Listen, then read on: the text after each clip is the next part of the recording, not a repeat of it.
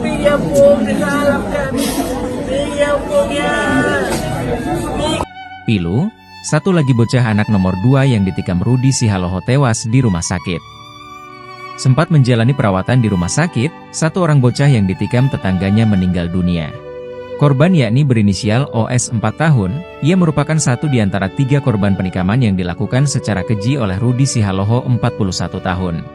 Menurut Kapolsek Medan Tembung, Kompol Johnson Sitompul, korban yang merupakan anak nomor 2 meninggal dunia setelah menjalani perawatan medis.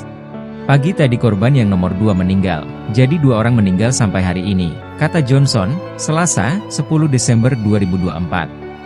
Lanjut Johnson, untuk sementara satu korban lagi yang berinisial NS 7 tahun masih menjalani perawatan intensif di rumah sakit.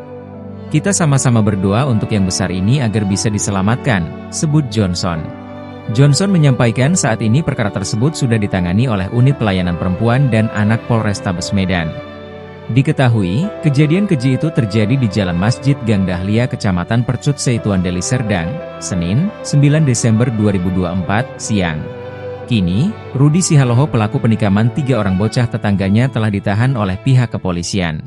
Kepala Dusun 13 Desa Bandar Halipah, Faisal, membeberkan dugaan motif dari kasus tersebut. Kata Faisal, dugaan pelaku nekat menikam ketiga korban karena sakit hati. Berdasarkan keterangan masyarakat setempat, orang tua korban dan pelakunya ini pernah cekcok, ungkap Faisal, Senin, 9 Desember 2024. Cekcoknya masalah anak, karena anak-anak ini sering ngejek pelaku. Karena kan pelaku ini keterbelakangan mental jadi sering diejek.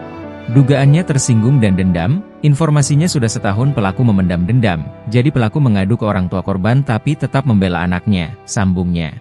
Ia menjelaskan bahwa selama ini korban tinggal sendirian di rumah warisan dari orang tuanya.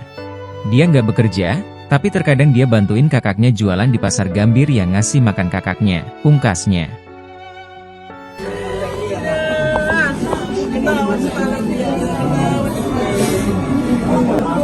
Bigyan po naghahanap kami. Bigyan po yan. Download Tribun X sekarang, menghadirkan lokal menjadi Indonesia.